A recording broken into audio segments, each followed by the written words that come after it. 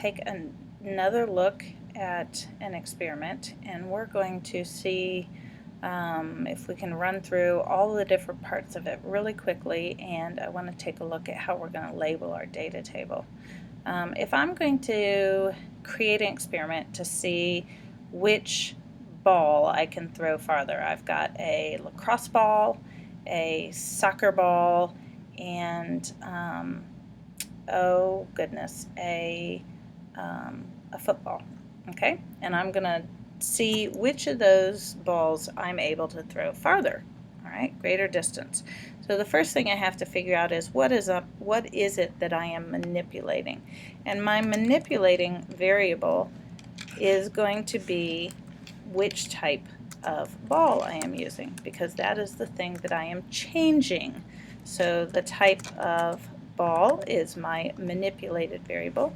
My responding variable, remember, this is what is it that I am measuring, or what's my answer, and that is the distance thrown.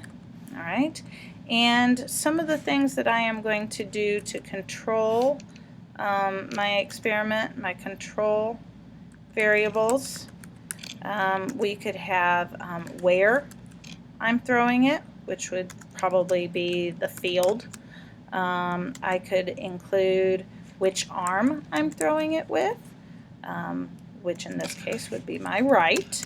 And maybe we're going to use as a control variable the time of day, and then even the order of throwing, because obviously throw, T-H-R-O-W. If you haven't figured it out yet, I don't spell very well. The order in which I throw, because that could influence. If I always threw the same ball first, then I should probably get better at throwing that ball, one would think. So what we're going to do here is I want us to think about how we're going to set up this data table, because we have to have measurements in this. So we need to make sure that we're labeling this accurately. So the first thing I want us to do is we need to say a heading. This is going to be the type of ball, because remember, this is our manipulated variable, and I said a lacrosse ball, a soccer ball, and a football. All right? And then what I have to understand is, what are my units? How am I going to measure this? So I'm measuring distance thrown.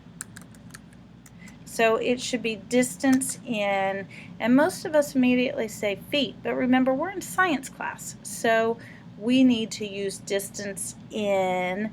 Now, I know I'm a girl, but centimeters is just not quite big enough.